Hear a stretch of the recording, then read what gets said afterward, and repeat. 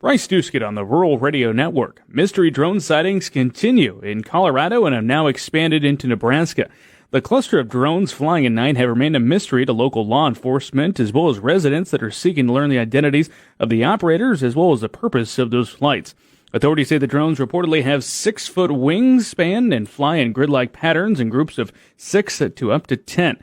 Chad Colby is joining us now. Chad is a private as well as a remote pilot. He teaches drone courses to prepare future operators. And Chad, based on what you've seen and read on this story, what's your initial take on what's going on out here? Well, I think drones are kind of like any other technology, Bryce. Most people aren't familiar enough with the rules and regulations in the air, and that leads to more questions. And I think certainly most people, because they don't understand it, even these folks that are flying drones right now that they can't find the operators to, and whatever the story is we read, yes, it's a glamorous story, but unfortunately there's rules in place for those operators already. You can't fly at night right now without having a waiver, and I suspect these people do. And obviously, I think it goes without saying, I'm sure the government knows exactly who's flying and what they're doing out there. You lead into my next question, Chad, about the legality of everything going on here. And I think it's really opening the eyes of people realizing we don't own much above our properties. Is that a fair assessment? That's a really accurate statement. You can remove the much because all the federal airspace is mandated by the government. It's not yours or mine. It's the government's airspace. And they're the ones in charge of it. So if you have a wild idea of grabbing a firearm and shooting at a drone, I would highly suggest you not to do that, because in a federal court, a drone has the same classification as a 747. It's an airplane, and that would be a federal offense. So I would advise quickly not to do that. But drones have come a long way. I've been involved in drones since back in, my goodness, 2010, and it's been a cumbersome process. If you want to learn more, the best website I tell everybody to go to, there's a website from the government. It's called knowbeforeyouFly.org. It'll walk you through that process if you want to be a remote pilot. But I think the thing that's exciting is there's a lot of great uses for drones. Certainly in our industry and agriculture, it's a big deal. But there's also some new regulation that's pending that's coming as well to make it safe for everybody. Whether you live in a city or you're out on a farm, there's some new stuff coming as well to really ratchet up this protection, if you would, of drones, so everybody has the clarity needed. Well, let's talk more about that, Chad. The FAA proposed this a few weeks back, and they say it's just coincidence that it has to do with the situation in Colorado and Nebraska at this time. But as you said, it would be able to kind of unmask who's behind some of these flights? Yeah, basically how it would work is they've proposed a new type of identification for drones. And the best analogy that I can give is it's kind of like the license plate on your pickup truck.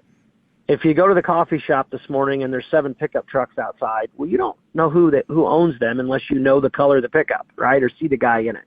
And basically what the FAA is proposing is that all drones over basically a half a pound would have on board the drone or on board the controller a remote ID function.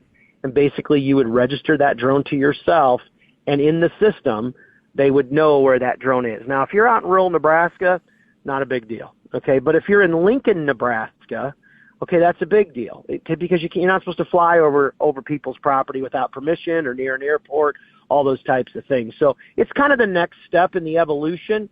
There's lots and lots of people that are listening to this broadcast that are remote pilots. I mean, there's millions of drones registered. There's, over 100,000 remote pilots. I mean, there's a lot of people involved in the industry already, and this is that next level of clarity.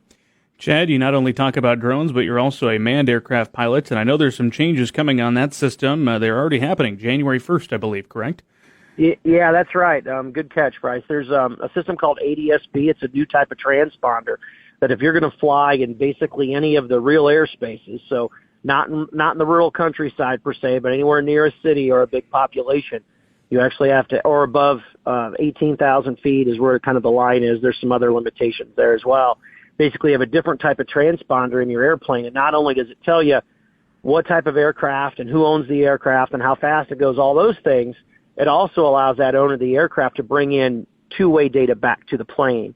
And that allows you to have onboard traffic and onboard weather. And Bryce, when you and I were flying up if you remember this spring, we were out looking at the floods, and you and I were in the plane, we could see other aircraft traffic right on the instrumentation in my airplane from that service. So it's a great process. And the government, it took them 4 years basically to implement that.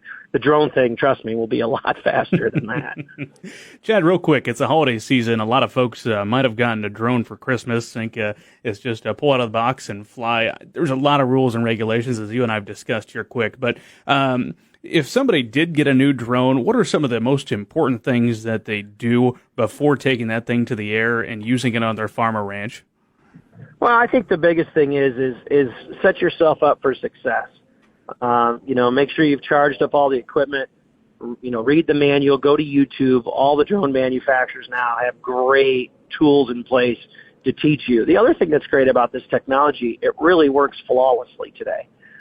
So I would encourage you to go use it, but make sure you understand the rules and regulation. If you're going to use it as a hobbyist, you still have to register your drone. If you're going to make commercial decisions with that drone, and you've got to be a remote pilot, and just remember the website. If you're not sure, it's called knowbeforeyoufly.org. It's put on by the government, and they'll walk you right through the process. It's pretty easy. Chad, what else would you like to add for our audience today? The biggest thing is have a little patience with all this technology. I think, I've spoke to a lot of people. I've got a lot of meetings here this winter, and it's pretty humbling to talk to guys and start to figure out where that new piece of technology fits on your farm. And maybe, you and I just talked about drones here for a little bit. Maybe it's not a drone. Maybe it's a new smart device, a tablet or a smartphone. Just make sure to do your homework first. I think a lot of these great new pieces of technology, they do wonders on doing the most important thing on your farm, and that's saving time and getting you a good return on that investment on your farm. Chad Colby has been our guest. He's a private and remote pilot as we discuss these mystery drone sightings across Colorado and now into Nebraska. I'm Bryce Dusky reporting on the Rural Radio Network.